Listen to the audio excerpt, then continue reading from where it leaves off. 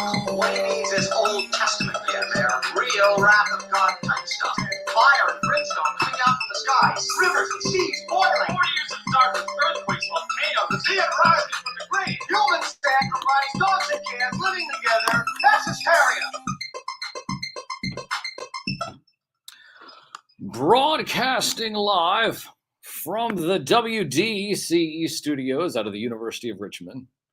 You're listening to 90.1 FM from the most trusted puppet and media reporting central as well. I'm Sam Newsman, and this is Saturday morning. Skydro Walker first. So listen, I've been behind on the whole first thing. You know, I try to shout you out if you're first. Mo Pots and Pans first over here. On YouTube, well, first is one of those things. You used to sit there and pull up something, what you would do is you would pull up a website. You'd pull up a website, and if no one had commented, whether or not you had to say anything about the article or not when you were reading online, you would just sit there and type first.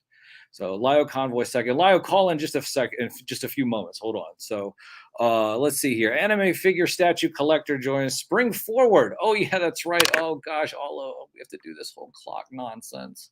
I'll talk about that at the end of the episode. But at Sam Newsman, Instagram, Twitter, Facebook. Where else? TikTok, 7,500 followers on TikTok. And then getting banned on there already. I had a video banned, couldn't broadcast on TikTok for a whole week.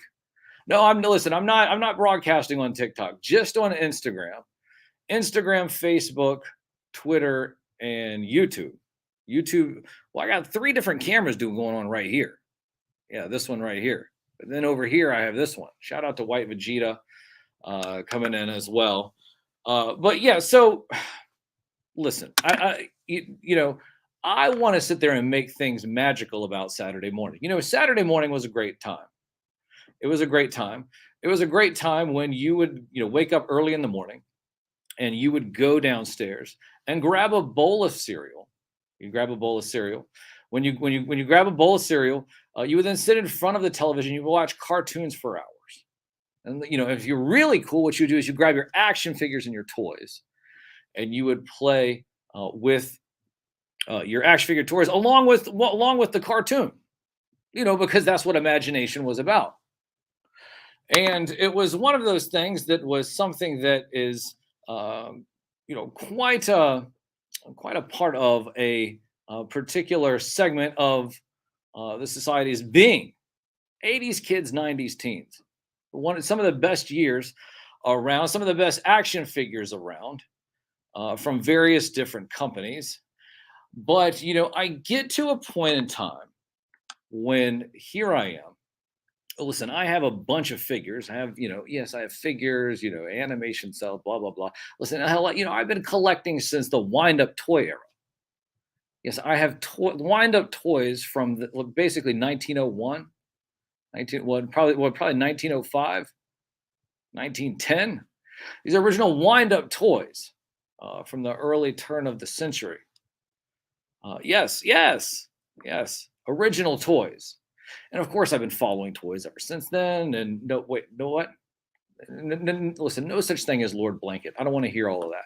Listen, so throughout the years, been various different things. What do you mean? Ask me if I played jacks. No, I was not ever going to play jacks. Why would I play jacks on the sidewalk with these felt fingers? I wouldn't do that. That's what they asked me back behind the glass. Well, did you ever play with the jacks? I'm like, no, because then my knuckles, I would be nothing but it would be cotton, I guess, or whatever, underneath this beautiful felt puppet finger. Yeah. What do you mean, did I play jacks? Anyways, one of the things that really bothers me is that there is such a thing as modern collecting. Not that that's bad. Modern collecting is okay. Mary Murr has the Crystal Barbie. Familiar with the Crystal Barbie? Mattel Creations, the Crystal Barbie. Mary Murr, she's one of the producers of the show. She has a Crystal Barbie. Gorgeous, yeah. Oh, yeah, and then, yeah, there's nothing wrong with that. That's a product, if you will. Some people have different things. They have artwork. Artwork's a big thing. They have something that's one of a kind, right? But one of the things that has been very bothersome over the last couple of well, probably years or so, is this whole idea of modern collecting and what I would call the simp collector. What is the simp collector?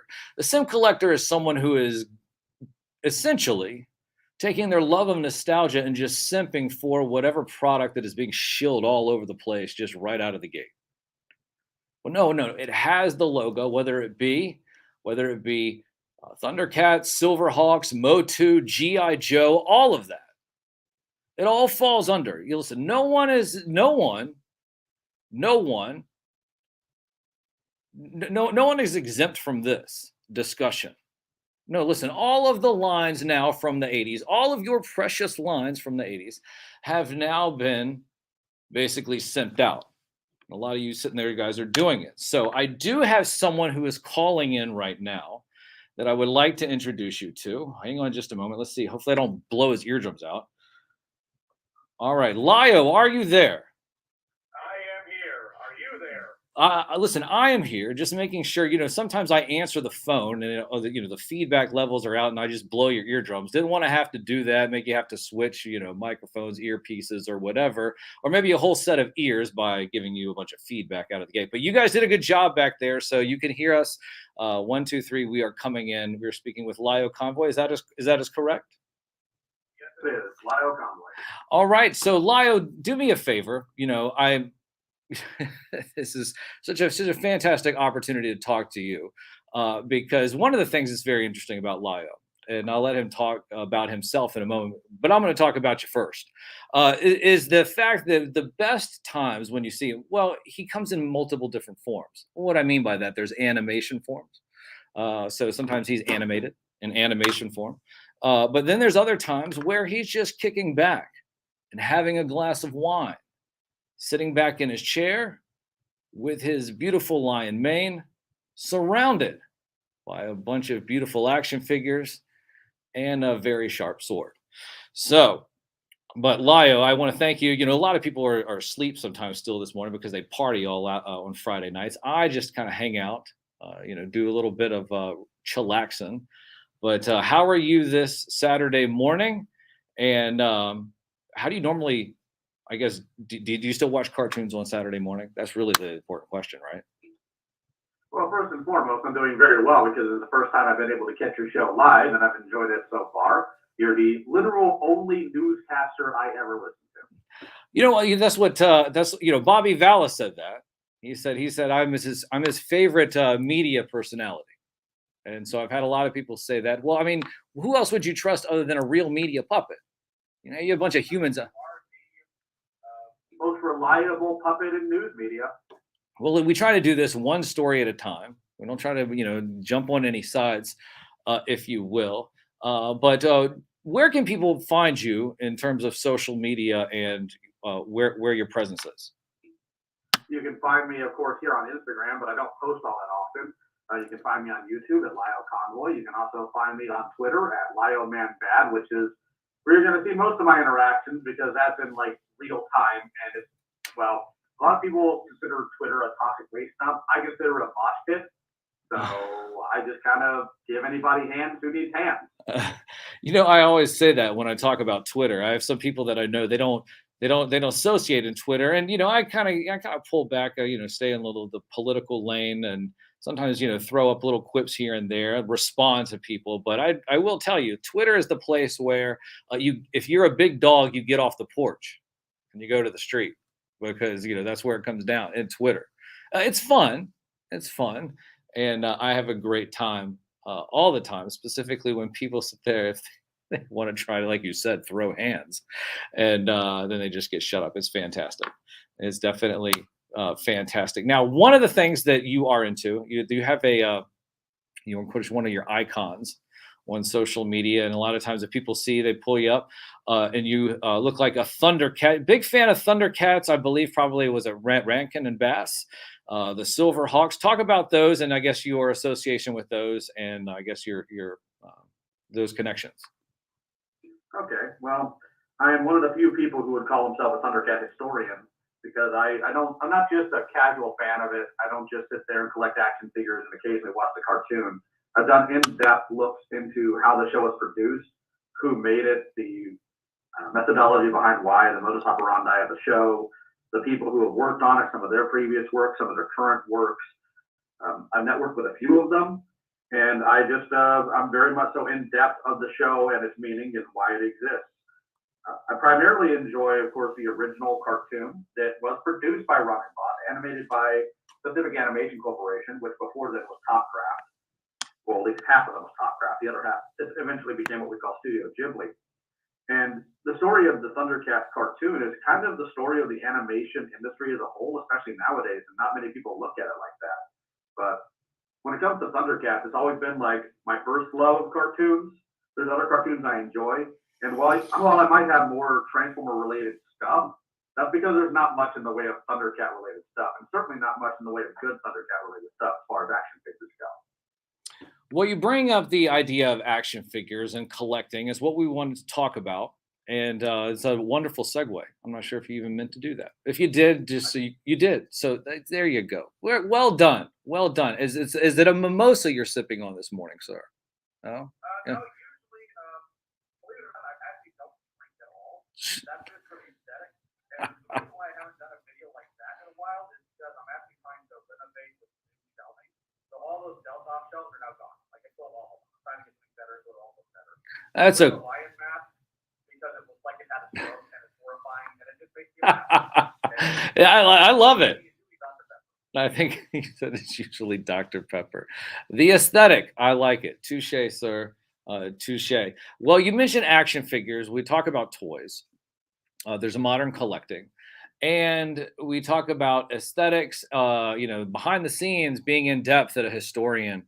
And one of the things that I wanted to talk about this morning was back in the day, Playmates Toys created a line called Teenage Mutant Ninja Turtles. Now, they didn't create it, of course. It was, of course, connected to Mirage Studios, blah, blah, blah, blah, blah. We're not going to bore everybody with all of that. They know all of that. But, however, there are certain figures within the line, if you're a big toy collector and a big fan, that really stand out. We talk about this in terms of not necessarily articulation, but sculpting work, just the iconicness of this. We see that with things like Lion-O. We see that with He-Man, Skeletor. And other particular figures along that line. Now, I'm not saying that this figure is in line with that, but in terms of striking the nostalgia feels, I would say that there was a lot of collectors, a lot of kids that grew up in the 80s and 90s that would associate this. And that is this little figure. Hold on. Do we have it over here? I'm going to show it up on the camera real quick. Let's see if we can do this. This little guy right here. Okay, so that is the Rat King. They can see this. It's a I believe it was sculpted by Varner Studios, if I'm not mistaken. They sculpted that. They've done some other work for a company that is called Super 7. Now, this company is very interesting is because several years back, they took those old original Teenage Mutant Ninja Turtle sculpts and that whole way that line was designed, and they created a whole new modern version of it, if you will, articulation, and just things that were not there, elbow joints, blah, blah, blah, etc. And a lot of people enjoyed that, and they really stroke a lot of the nostalgia feels. However, all good things must come to an end, because while all of those fans and people who might have seen several of those pieces shouted about how great they are, everyone was kind of looking forward to other pieces that struck that nostalgia look and feel, like several others in the line, something like Muttman, maybe Slash, a couple of other ones. Those are more modern ones. However, the Rat King was the one that was people that were talking about kind of behind. When are they going to do the Rat King? Now, there's a company called NECA. They released one with the cartoon look about a year and a half or so ago.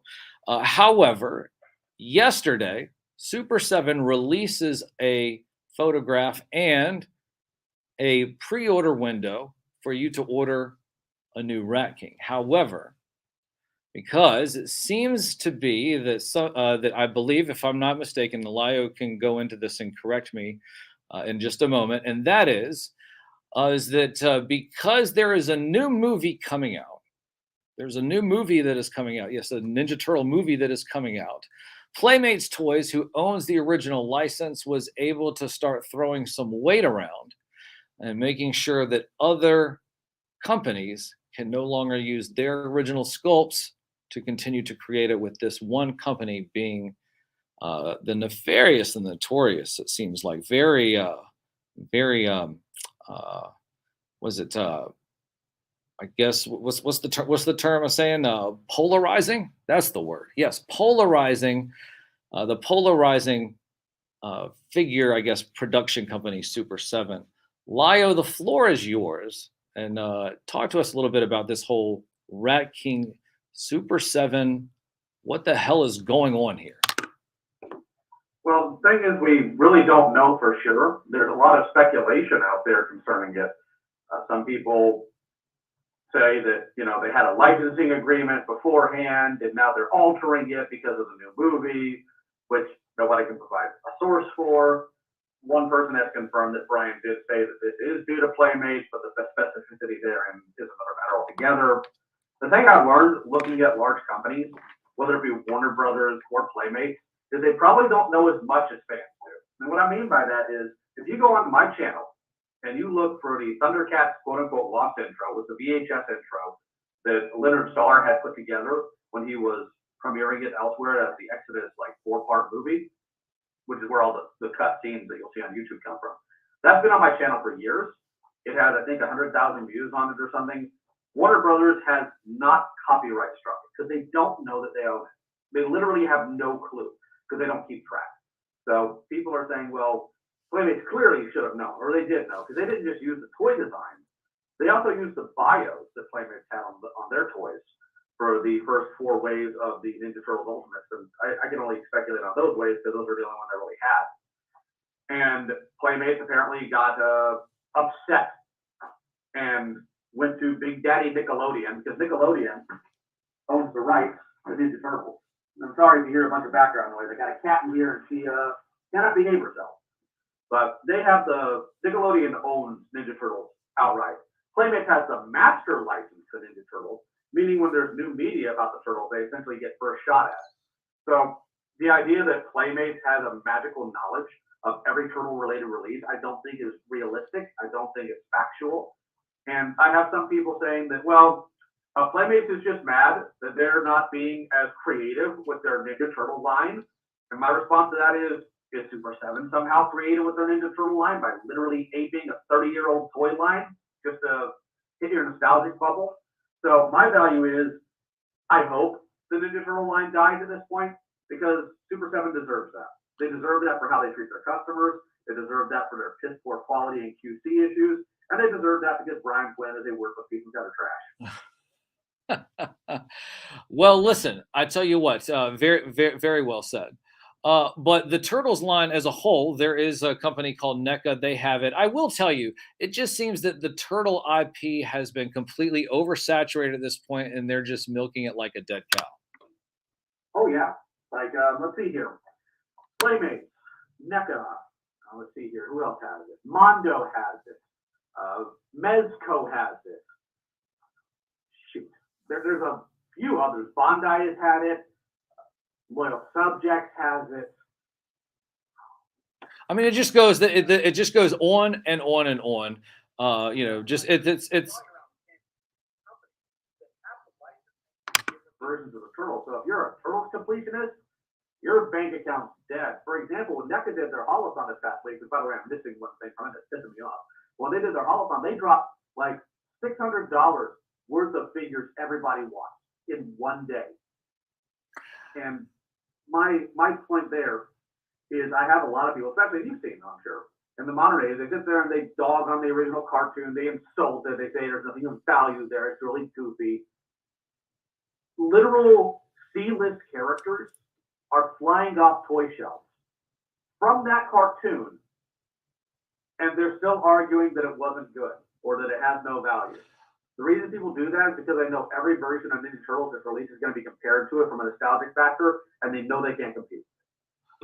So I guess the question is, so the I got two questions. I'll put them both together. And once again, we're speaking to LioConvoy here, here on the only radio show dedicated to the magic and nostalgia of Saturday morning, hosted by me, a real puppet. And like I said, LioConvoy, we've been talking about things in terms of collecting, collectors, action figure lines, Teenage Mutant Ninja Turtles. It just doesn't go with the Turtles, but it goes across all of these different types of toy lines and licenses through these big major companies. I guess the question is that why do collectors do this, and why do we, I guess the people who are not getting emotional about it, like I said, I wind up toys from the 1900s, you know? I mean, it's like I don't need something brand new, if you will. I mean, because that thing still works. So the thing is that why do collectors do this? Why do they just continue to roll over for companies with bad QC issues? Is it just because of the nostalgia factor? I guess you can go into that. And why do we collect what we collect? Well, I'll go ahead and answer the last question first, because I think it's indicative of everything else. We collect what we collect because we identify with these materials one way or another, whether it be a fond point in our childhood, whether it be we identify with a specific character, because identification is something that every human being does. Some people perhaps maybe take it too far. You can see that in social media, people like saying that they are XYZ character when it's obviously just genuinely need actual help. And I'm not saying that derogatorily. I'm saying that like realistically. We identify with these things, therefore we want to surround ourselves with these things as part of who we are, one way or another. Now, when it comes to people who roll over, the problem we have here is some people don't make a logical separation between who they are and what they like, which is why when I've had people try to come at me, they get mad and say, well, Thundercats sucks. My response is, okay, that's your opinion. I don't care. I like Thundercats. I'm probably one of the biggest fans of the franchise just as a whole, to the point where I have like scripts from the show, from actual people who worked on it. But it's not who I am. It's something I like. There's part of me that, of course, is ingrained in that, obviously. But I don't take a slice against Thundercats, it's a slice against me. The problem with a lot of these collectors is not only do they collect because they identify, but they also collect because they have an addiction problem. Whether it be something in their own life that's making them happy, they're lonely, whatever, and collecting brings them joy. So they see somebody being critical of something that brings them joy, and their immediate response is to go on the attack. Because not only are they criticizing something they enjoy, but that's part of their identity, that's part of who they are. Because they live in an arrested development, a very childish mindset. They can be in their 50s and act like this, and I've seen that happen. I've seen people lose their marbles in ways you would not expect about stuff like this. Now, I grew up in a military household. My old man was the United States Navy, CW04 Bosun. And he prepared me for a lot of things in life, for good or ill. He didn't prepare me for because he couldn't even have perceived it. Because this man was a Vietnam veteran. Like the life he lived is not this type of life. He couldn't even perceive to show me how to deal with genuine lunatics who are angry because you criticize a piece of plastic. Who prepares somebody for that? Who knows? So the way you respond to that is you have to deal with them using mockery. Because if you are in your early 40s, late 50s, and you're mad because someone says this toy isn't worth this money and here's the factual reasons why, number one, you not only need a new hobby, you need therapy, like hardcore, intensive psychological therapy. So that all feeds into why we collect. And some people, it's a coping mechanism for trauma in their life. Some people, it's out of genuine love. Some people, that's all they know. And some people, it's literally just an addiction. And these things have to be set back and looked at on an individual basis. I collect because I enjoy physical representations of things I like. And for the case of things like Transformers, there's puzzle aspect, which is freaking rad. Or for the giant robots from the Brave series I have, I enjoy those shows, therefore I want a representation of those characters. There's many reasons, and it's all individualized. But when it comes to people who are angry for the wrong reasons, there's usually something deeply, genuinely wrong with them. And instead of getting that corrected, they want the world to revolve around what they want. So I have criticized Super 7's Thundercats line. And I've had people lose their mind. I had one dude, Sam, tell me he wishes he lived in my state so he could burn my house down. Because I criticized factually a toy line that Brian Flynn has pathologically lied about multiple times and shown they don't have a care for them. And just going to piggyback off that real quick, because I forgot to mention it earlier. Silverhawks, the sister series of Thundercats that nobody ever paid attention to. And I don't mean that derogatory. Hey, wait a minute. Well, I did. But there you go ahead. Go ahead. They're underrepresented, is my point there. What Brian Flynn has done is there is something wrong with the rights that he is not being vocal about. So what this clown has done is he has now done pre-orders, one's been released for 3 waves of Silverhawks. No 4th wave announced. And all the Silverhawks items have been pulled from their product listings and from their site. And he has been silent about it for over a month because he got cornered on it. He got cornered on Unhappy Thundercat Collector's Instagram page, where this collector was pointing out that the toy version of Mumra that was released is inaccurate to the renders because he's missing the armband on his left arm. Brian came in and said, I don't see the issue. So I gave him a literal rundown of what the issue is. And then I asked him, hey, how about the Silverhawks thing? Can you talk about that? And he just said something along like, well, we got to get another ways out. He is intentionally bypassing that conversation. Number one, because he's a pussy.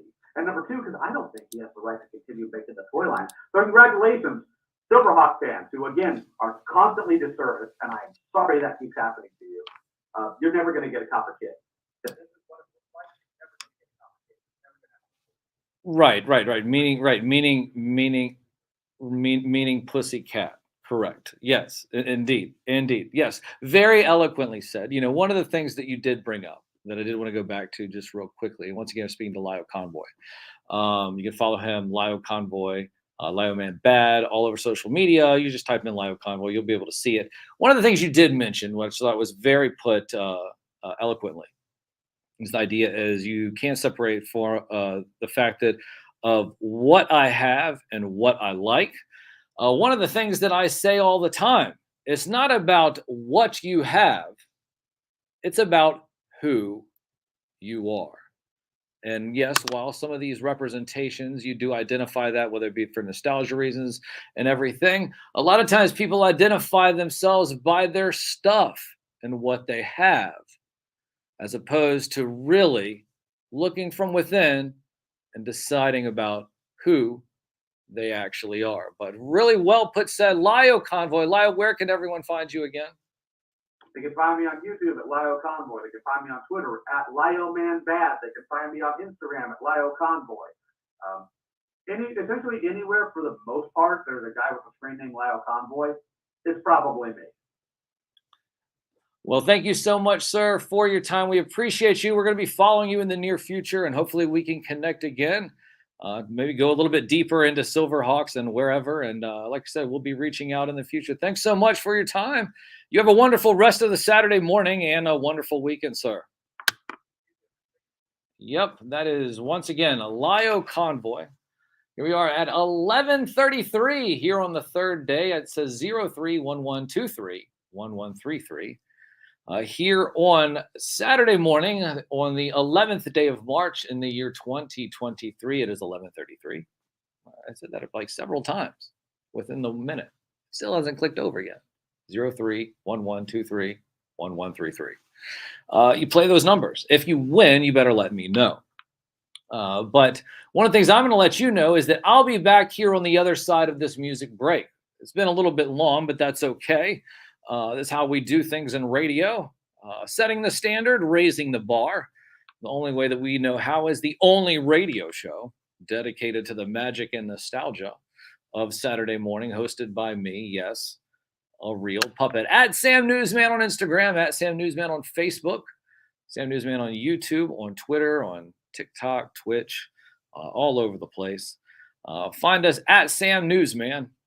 And once again, download the Live 365 app on any smartphone device. Live 365. Live 365, you'll be able to listen to the show. Well, you'll be able to listen to the cartoon themes and all the music, the sitcom themes after that, that we'll be playing here up through the top of the hour. And I'll be back here on the other side of this music break, here once again on the only radio show. Like I said, do you get the phrase yet? Did you get it? Here on the only radio show dedicated to the magic and nostalgia of Saturday morning, hosted by me, a real puppet. From the most trusted puppet in media, Reporting since Roswell, I'm Sam Newsman, and this is Saturday Morning.